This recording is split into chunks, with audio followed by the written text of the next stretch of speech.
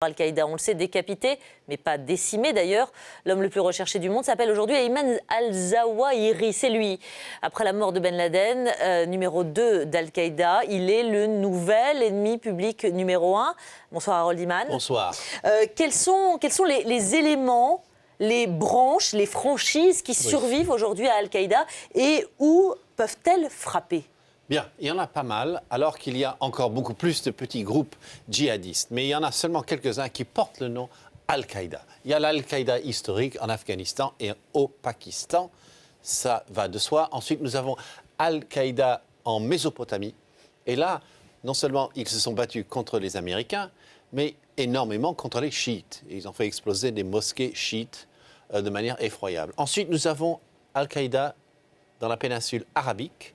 Et eux, ils ont du mal à exister en Arabie Saoudite, où ils ont quand même du soutien populaire à un certain degré.